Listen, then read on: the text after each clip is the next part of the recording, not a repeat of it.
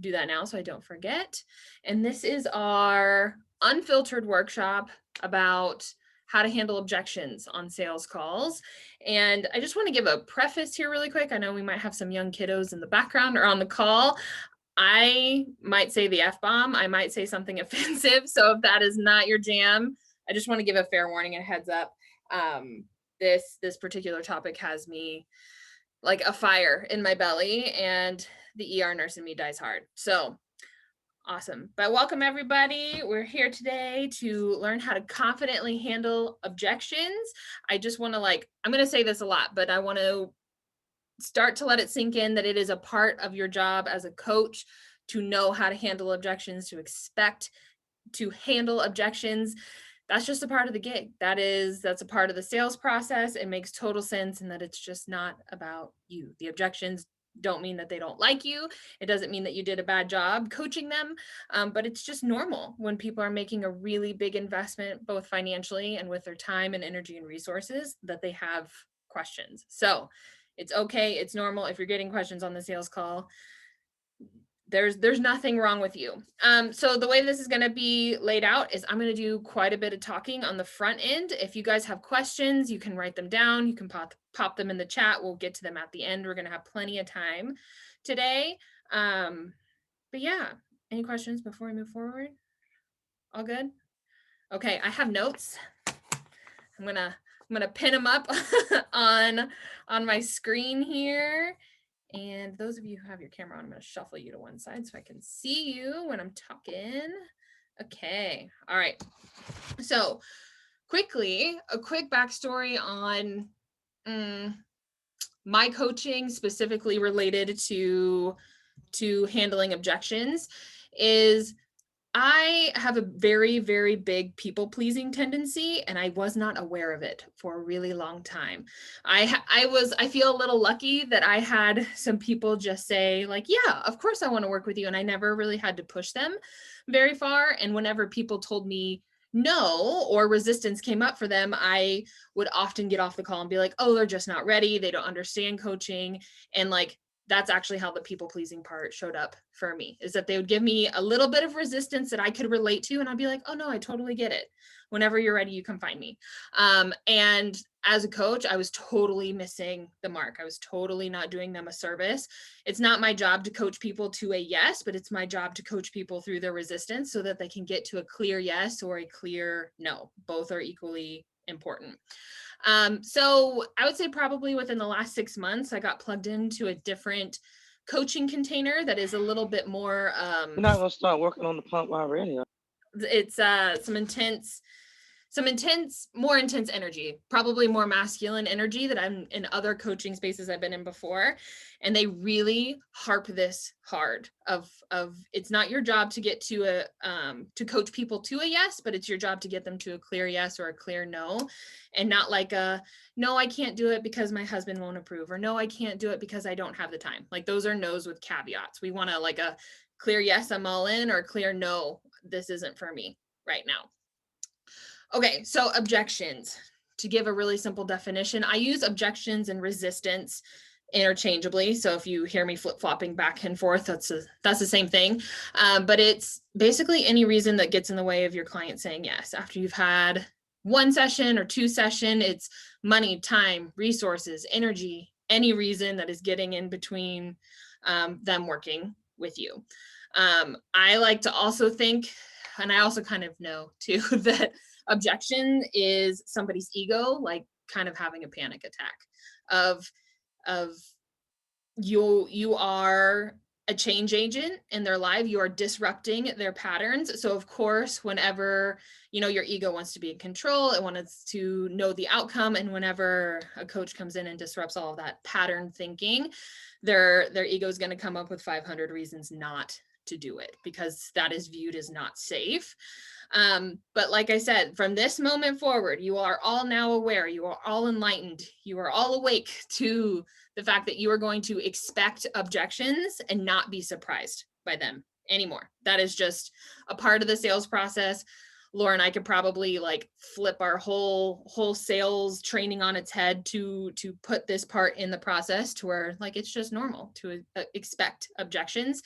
And if you don't get any objections, then your price probably isn't high enough, or they have a secret objection that they're not telling you about, and they're going to get off the phone and go find it and then send you an email later about whatever's coming up for them. So as a coach, we got to learn to love this process. Even if you hate it right now, we have to find a way to love it.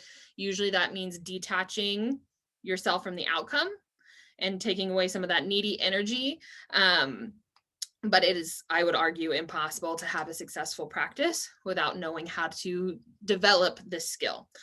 And you don't have to be perfect at it. We get to be aware of it and practice with our sales calls on down the road. Okay.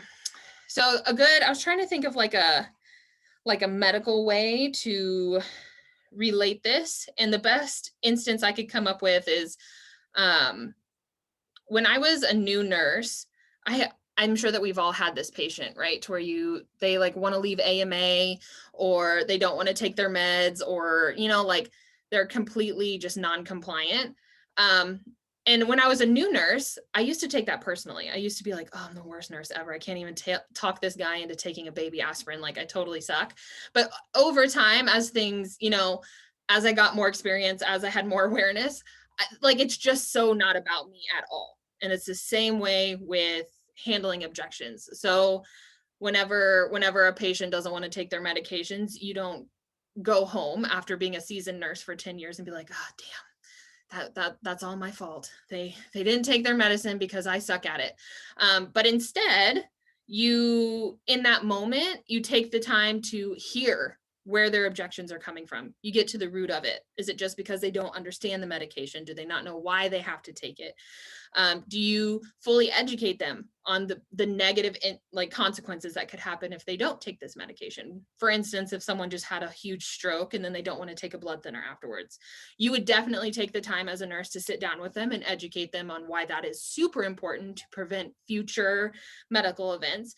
And it's the same. It's if we can detach ourselves from making it about us and approach it with that kind of clinical energy of like, I want to sit here and I want to talk, tell me about what's coming up for you. During this whole conversation, you seemed really ready to jump in, make change. And now I'm hearing some resistance. So can we talk about that so that I can best serve you? It is totally the same, you can have the same detachment from it. Getting out of breath. Okay, so also whenever coaches start to hear objections, they can panic. This definitely used to happen to me all the time. Of you get to the end of the call and you really think that you can help this person, and you're excited, and then they're like, ooh, I just have to talk to my husband about it. And you're like, the energy immediately turns to panic of like, okay, what's the exact right thing to say to this person to get them to change their mind? What is, did I not provide a powerful enough experience in order for them to just say yes on the spot? Why can't they see how much they need this? It's so clear to me as their coach on why they need my coaching, but they're hesitant.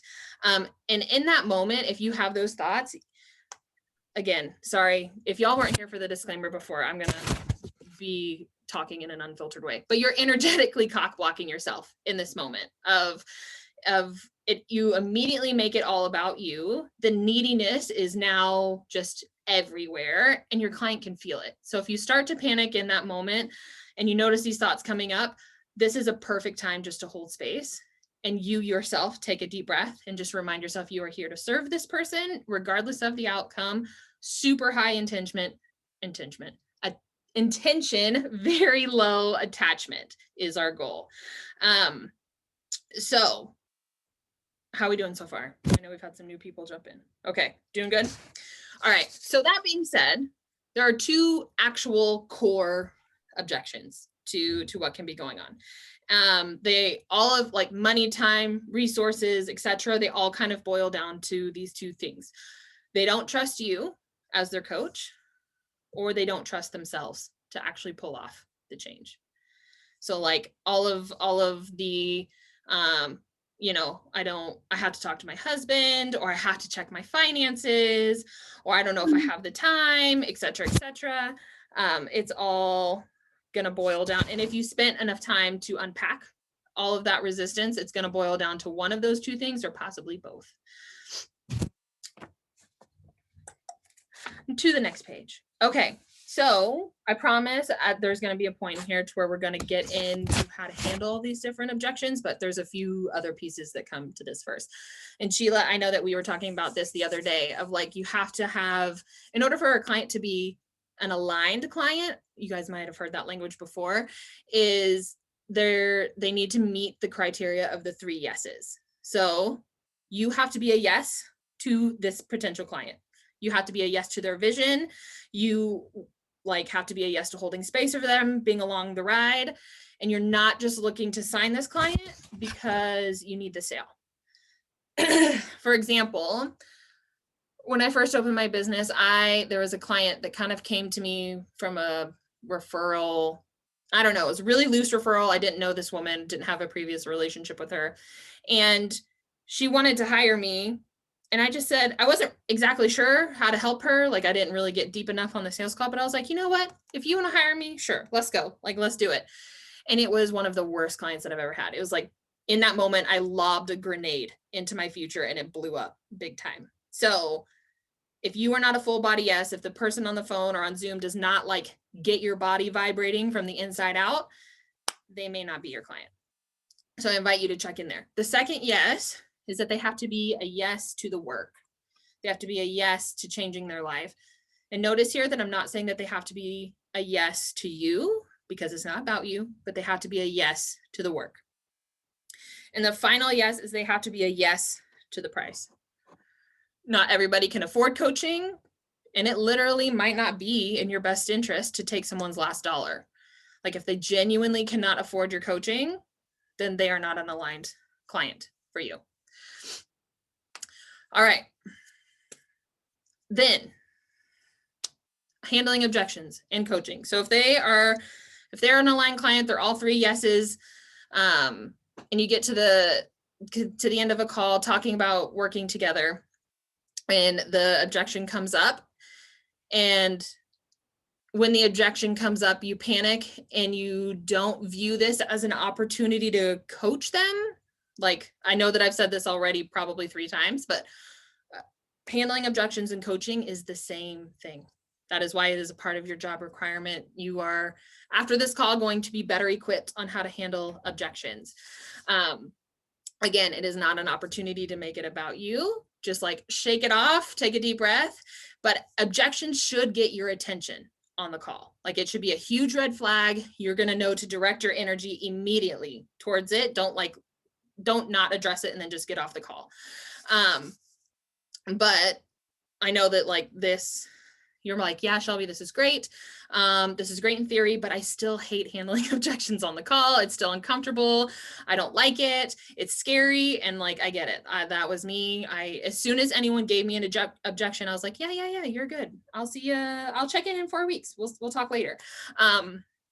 But likely this is a personal example here of, you have a really powerful coaching conversation, you give your proposal, and then your client's like, I really want to work with you, but my husband doesn't get it, but I have to buy Timmy shoes, but I don't have the budget for it right now, and the sky is falling, and I need to put money into my 401k, right? They like come up with this huge story on why they can't. And then step 2 is that you immediately buy into it. You're like, personally, your husband doesn't get it. He doesn't fully understand. You need to buy Sally shoes for school, and oh my God, you haven't like put money into your 401k in years. So like, it triggers our own limiting beliefs. And then in that moment, you've subscribed to their story and resistance wins. And you get off the phone saying things like, they just aren't ready. They don't understand coaching. They're not my ideal client, et cetera, except for we didn't even challenge their story on the call. Like, we just let it go. We didn't even take a stand. And that ends today. If you're on this call, all 12 of you, no more of this. At least challenge their story. So if this is you, like, let me know in the chat if you're brave enough to own it, and then we'll get to the end and I'll call on you and we can work through some like case studies. But remember, objections are your client's ego freaking out and they're afraid of change. Of course they're running. You expect and know this to happen, but you're not going to buy into their resistance anymore. You're not their best friend. You're not their mama. You are not there to sympathize. You are on that call to take a stand for their vision, because there's a really good chance that once they get off the phone, they're never going to tell another soul about this dream that they have on their heart, and it's going to die right there in the moment on the spot. Like this work is really, really, really important. People are going to be telling you things that they have never told anybody else in their world, period. And if we don't take a stand for their future self, their higher self, then the dream has the possibility of dying on the call if we don't take a stand for it right there. Okay. We doing okay, ladies, that I can see? I know I'm like rattling things off really quickly. All right, so now we're going to get to some ideas on how to navigate some like specific examples. And before we get to specific examples, I want to give you guys some techniques on how to get to the root of objections while you're on the call. So first one is to isolate the objection. And what I mean by that is if they give you the story about Timmy's shoes and the 401k and their husband doesn't get it, like really get to the core of what the common theme is through all of those things. Is it that they don't trust themselves, or is it that they don't trust you? Like keep asking questions, continue to be curious until you can get down to the core of it and cutting out all the fluff. Second technique is don't assume what you can know. If you catch yourself thinking they aren't committed, they aren't ready, ask them. Be direct, strictly, straight up, ask them. You have to cut out all of this assuming, and I'm still catching myself doing this. It's like an old pattern that I'm trying to break. But just know that and also if you, after sales calls, if you guys do not, what's the word, like debrief, either with yourself or with like a partner or something, to where you just write down what went well, what you want to improve on, I highly recommend that as well.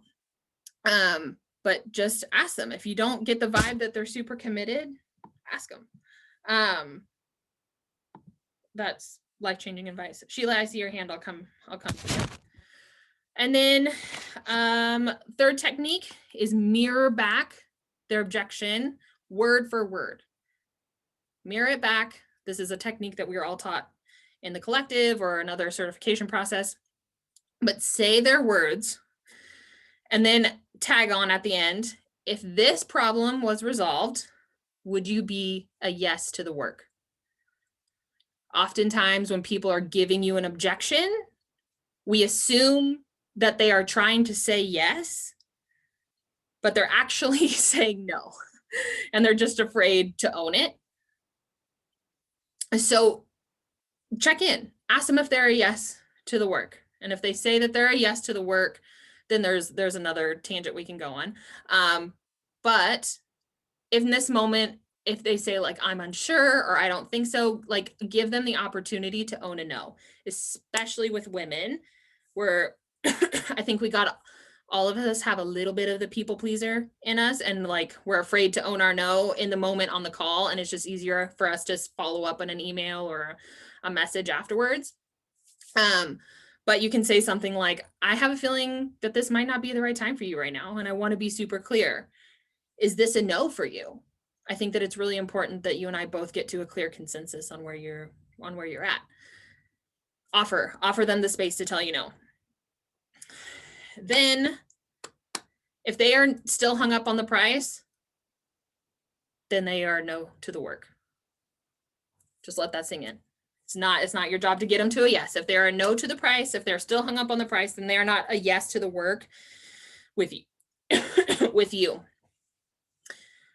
Also, I think that this can be related back to like whenever, our old grandpa has a stroke and he doesn't want to take his blood thinner, how we sit and take the time to educate him what can happen if he doesn't take the blood thinner. Do this with your clients. If they say no, look at the holistic picture for them if they say no. Ask them where they're going to be at in 6 months in relation to their goal. Ask them how saying no, how does it like ripple into their life from a holistic point of view?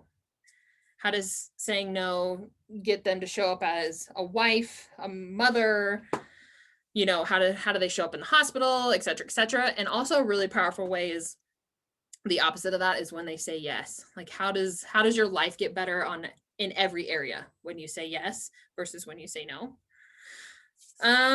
Make them get super detailed and spell it out for you. It can be uncomfortable, but like hold their feet to the fire.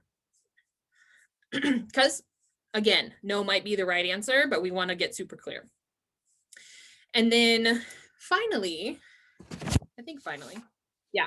So like I've been saying, it's not your job to get them to say yes. Some language that you can use around this is to say, my job isn't it to persuade you to say yes here. I don't align with that tactic. I do not want you to feel pressured.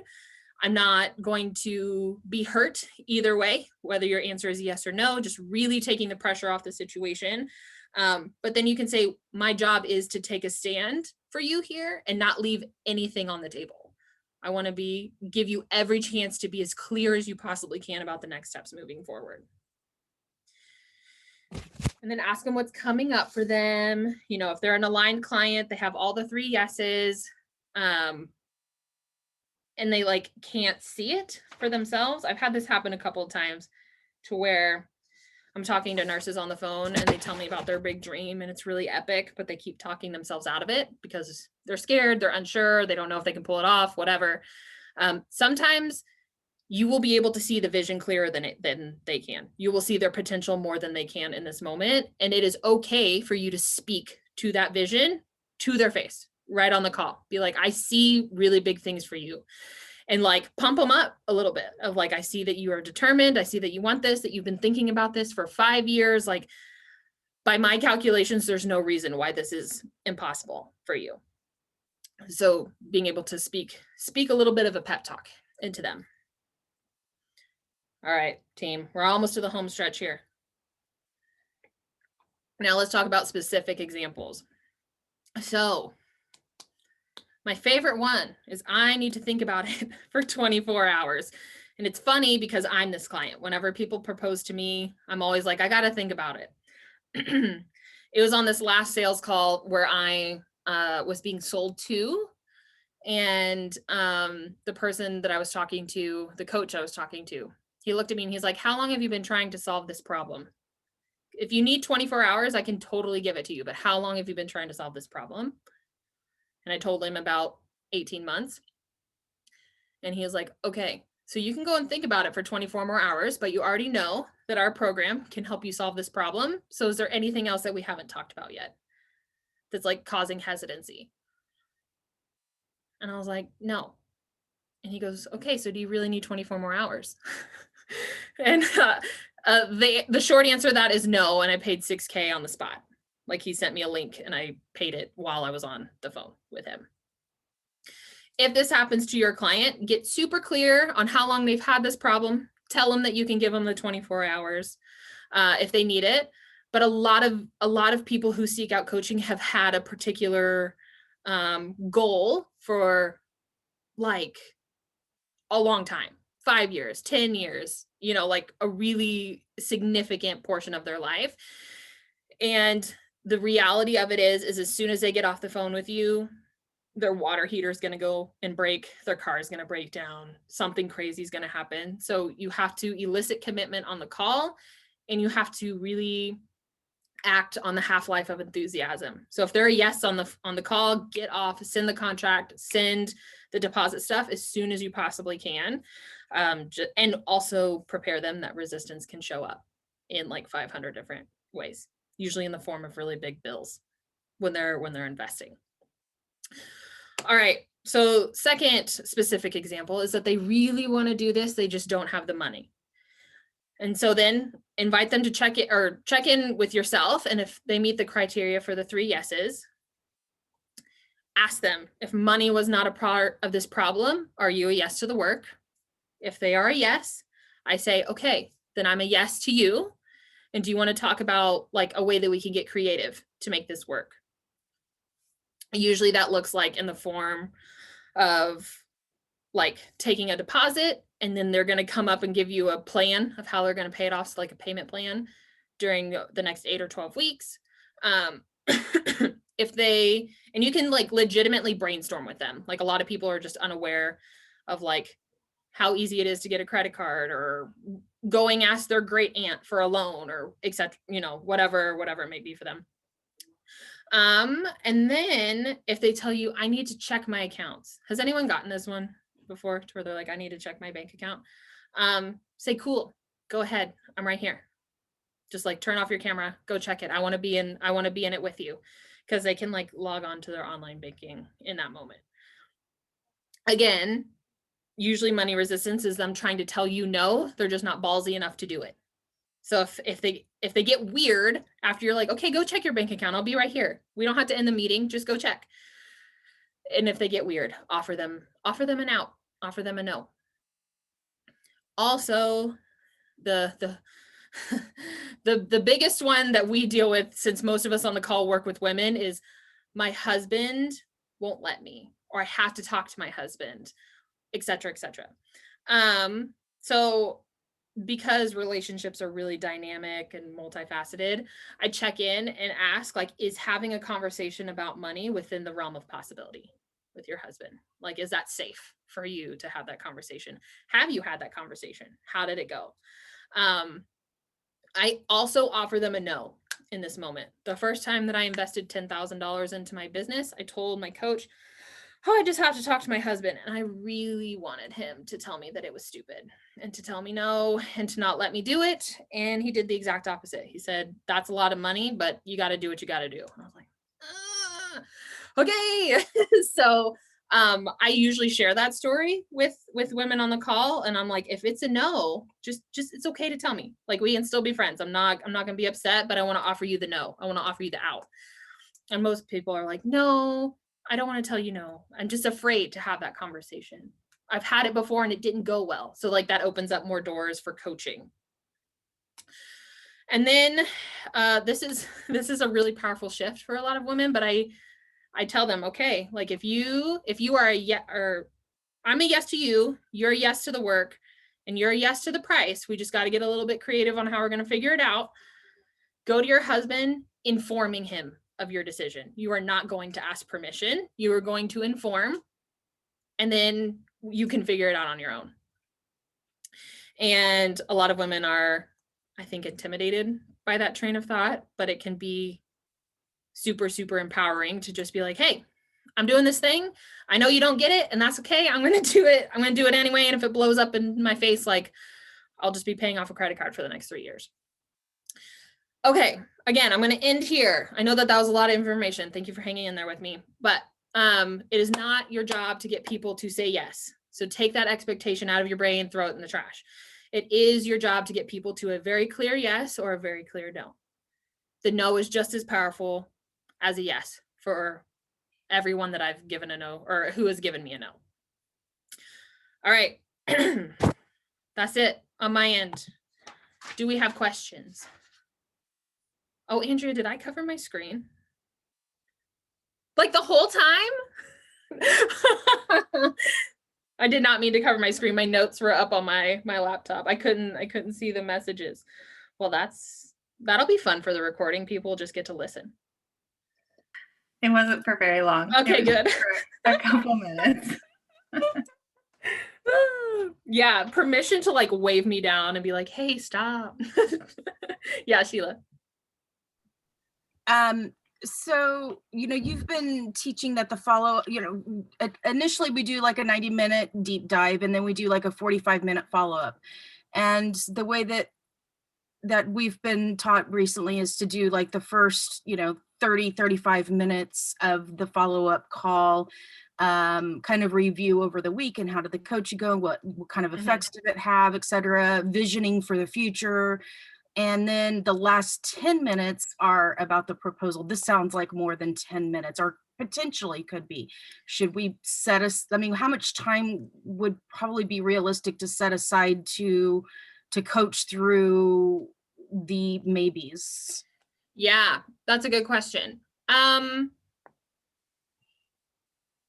I would shorten the check-in piece for one, because that whole second call is really a proposal call. And this might be us needing to shift some things on our end, Sheila, too, depending on what we've told y'all in the past. But I would shorten that, set the stage always. So like on this call, I want to hear about what's working for you, what's not working for you, and offer opportunity for some coaching. But at the end of the call, I want to make sure that we leave ample time to where if we are going to keep working together, we can talk about the details of that. Or if not, we're both going to be really clear and we'll come up with a plan for you moving forward.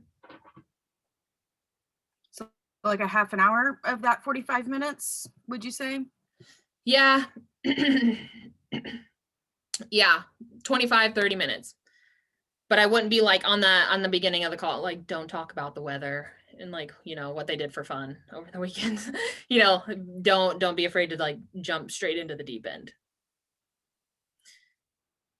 All right. Any other questions?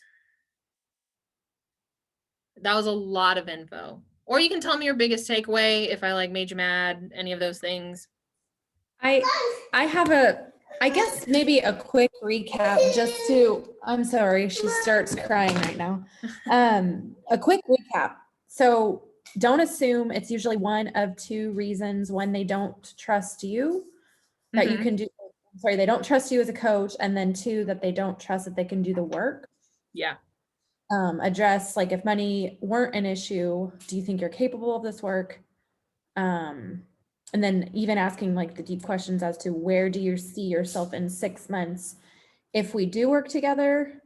And then the reversal of that, where do you see yourself in 6 months if we don't work together? Okay. Yeah. And then there was one more in there, Andrea, which was isolate the objection.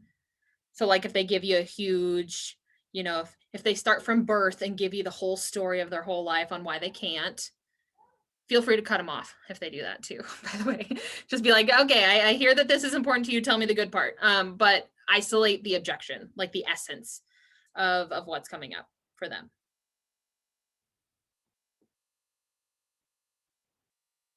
Okay, thank you. Alicia or Jackie? I hope that I'm saying both of your names right. Yeah, this is Alicia. Hi. Hi. So will this make more sense after I've completed the course? Because I actually, like, my course opened up, I think it was today I got the email. So yeah, I'm like totally, like, I get it, but I don't. It for me, and I hope this doesn't sound like offensive, but it's like, it feels a lot like network marketing, which I have done and kind of do now. So is it kind of like the same thing? Like, the more you work on yourself, the more you attract somebody to trusting you and wanting what you have to offer? 100%. Yeah. Okay. So first, I just want to applaud you for like totally jumping in head first on day one of your collective. That's so awesome. Yeah, this is like 10 steps down the road of when you are wanting to open your private practice and connecting with people. Alicia, I would recommend, and I can, if you want to message me your email afterwards, I can send you a book called The Prosperous Coach. And that's like step one of wrapping your head around private practice work. Okay. This is kind of like a deep dive into one of the parts of Okay. enrolling new clients. Yeah. Okay. Okay. All right. Yeah. Thank you. That's so awesome. Good for you. That's awesome. I don't have any questions, but I just wanted to say thank you. That was really, really helpful. Thanks. Yeah, I'm glad that you're here. As soon as, like I said, the past 6 months has been a really big deep dive into this stuff for me. And this last week I was like, I gotta just like shout it from the rooftops. Everyone needs to know what I know. So thank you everybody for showing up. All right, Andrea, other Andrea, you're mighty quiet down here. I really don't have any questions. It's a new process, so I'm just growing with it. Just holding space for resistance is something I definitely need to work on. So just really haven't, well, I have a few lined up this week. So we'll see how this week goes. It may Okay. be a lot of practice. Yeah. Can I have permission to coach you in front of an audience for just a second here, Andrea? Sure. Okay. I promise I won't turn up the hot seat like too much here. But whenever you want to hold space for resistance, what scares you the most? Like what feels hard? Knowing what to say without being pushy or offensive. Mm. Sometimes I feel like if I'm too offensive, then that just pushes people away. And knowing what to say with grace, and just opening that door for them to really think about and process the opportunity without just blabbing out, you really need this. Okay. So one, can you give me an example of when you've been pushy? Ever? Oh, I guess I guess not. I guess I say that, Andrea, because you might be one of the sweetest people that I've ever met in my whole life. Like I can't even imagine a reality to where you are being so aggressive that people are trying to get off the Zoom meeting with you. And they're just like trying to like back out, and you're like, no, come back. Like I can't even imagine. I would think that it might be the opposite, to where we might have to crank up like the directness. Like that was for me, that was the thing that I had to do also. I find the people pleasing characteristic really strong. I mean, I've always felt that way. So I totally get what you're saying. Just I want to provide that in a very safe, gracious place. Sure. Yeah. Totally. I agree. Yeah. Just to check in, I'm sure you're doing this, but are you going over agreements at the beginning? Well, I haven't done it in a while. I'll be really honest. So I haven't had any agreements since just getting out of the collective. I actually haven't had any. The first call was actually my best friend, and I did not. So we started the call not going towards coaching, and then it ended up, hey, would you be willing to do that? So it was a strange conversation where it started. It didn't start with let's be professional and start with proposals. So yeah. Okay. Yeah. So and also before I get on my high horse here, the calls you have this week, remind me, are they people that you know? Some, yes. Some, actually, okay. All of them are people I know. After I made my coming out post, I had a lot of people. I say a lot. I had probably 7 or 8 message me just wanting to know more. Yeah. And so I'm going to start with them instead of the ones that just kind of liked the post and those things. So I'm starting with those. But like 5 of them are registered nurses I've worked with or know really well. So sweet. Okay. So from this moment forward, Andrea, always do the agreements if you are entering a coaching conversation. So like, I don't know what the premise is for the calls this week of like, if they want a coaching experience, or you're just going to talk to them about what you do and what a nurse coach is. Cause those are, different.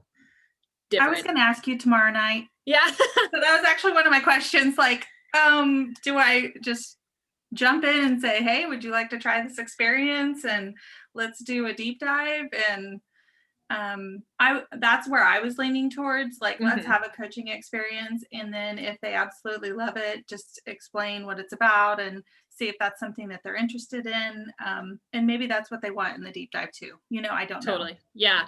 So my advice will always err on the side of to give them a coaching experience, because coaching is super experiential. It's kind of like, you can say like, I help women in their 40s lose weight, but like, until you experience and are submerged in coaching, it's kind of like, I don't know, floats out here a little bit.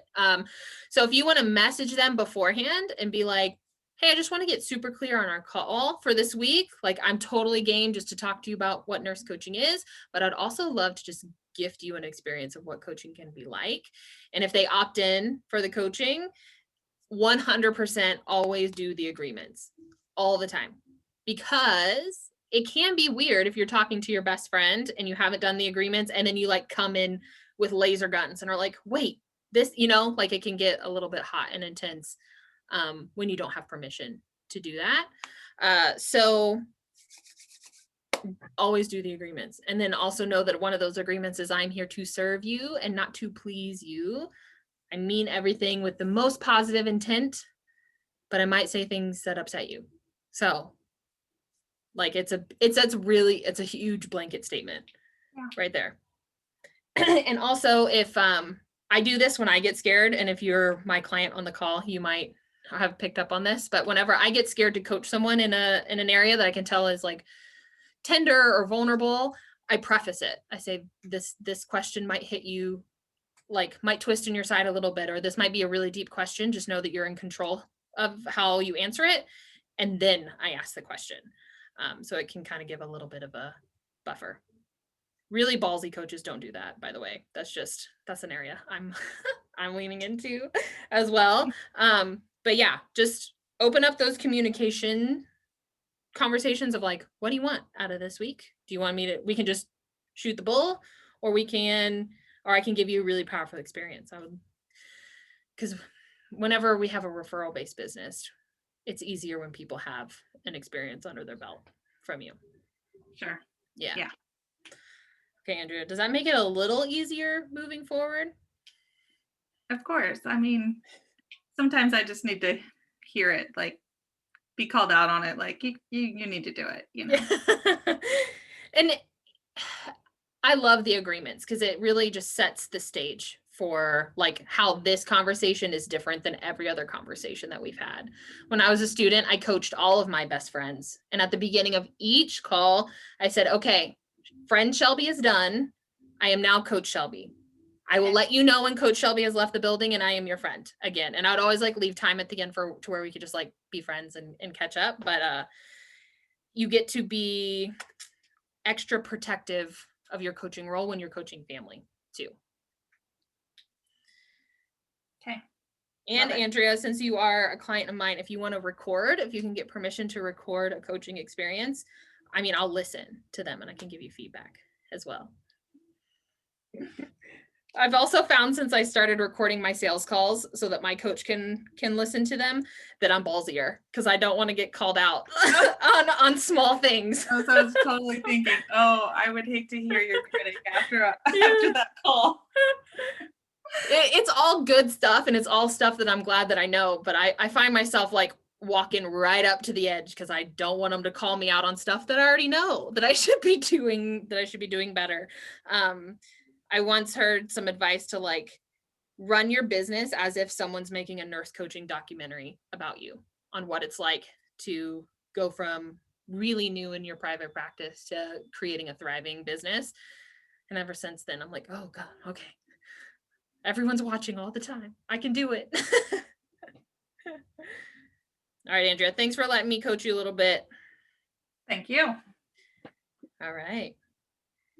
Anybody else have any other questions? So how often do you do these? Calls or these workshops? These workshops.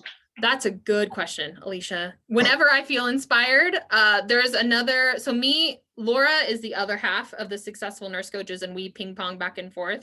She just hosted a workshop on Friday with a naturopathic doctor. So generally, that's a long answer, but generally about once every 4 to 6 weeks is when. Okay.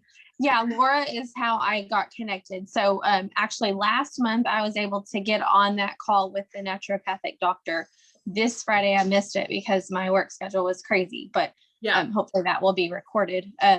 So yeah, I'm just trying to like get bits and pieces where I can. And now I'm excited to start the course. So yeah. So you might see either Laura or myself inside of the course as your co-instructor as well. But yeah, we give you guys a heads up. This one was pretty last minute because I just like Okay. I got the nudge like on Tuesday to Okay, do it, and- but we like to give you guys a few weeks to And I know and figured plan. that by the name of pop-up, like it was like, this is instantly happening. So Yeah. Yeah. No, I know too many of my clients have sales calls this week and I'm like, I can't wait. Everyone has to know. All right, team. So as far as me, do you feel like there's anything I should like be avoiding from watching y'all, or is it okay to just kind of hang in the background? No, hang out. Okay. Hang Okay. out. Yeah. Okay. Students are totally welcome in our space. And I think that like, of course, I'm biased to our content and our programs because I created them, but like, I don't know of anyone else out there supporting nurse coaches in this way. So the more you can soak up, the better. It's stuff I wish I would have had when I was in the collective. So I'm excited for Collective 14. Hard to believe we're already at 14. All right, ladies, anything else? You have my attention, at least for the next like 40 minutes. So I know that I will be seeing some of you tomorrow on our call as well. If anybody with their video off wants to type in a question, I will be happy to answer it. But also it's Sunday, so if no one has any questions, I'm gonna jump off and like go play. Yeah, Sheila. Will the recording of this be found in the Successful Nurse Coaches or in the event, or both? In the Successful Nurse Coaches. Oops. I don't know how long past events hang around. So I want it to be, I'll post it just in the big group and I'm not sure. I don't want it to accidentally get deleted anywhere, but I've been using the hashtag of business basics within our group to hashtag like our webinars and workshops and things like that so that you can easily type them into the search bar and they'll pop up based on the hashtag. So that it's just, you don't have to scroll for like 500 years to find what you're looking for. All right.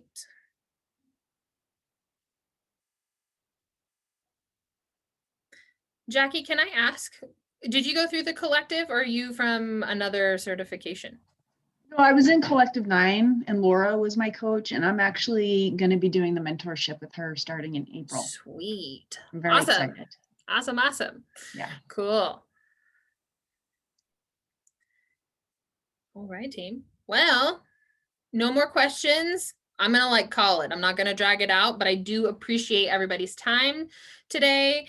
And if you have any questions, you can always message me, but honestly, like a better way to get my attention is to post them under the recording of this. That way everybody can learn from your question and interact. Trying to think if there's anything else I want to add. Nope, that's it. All right, family. Have a good Sunday. I will see you all on the internet throughout the week, I'm sure. And I hope that you have a great rest of your day. Bye, everybody.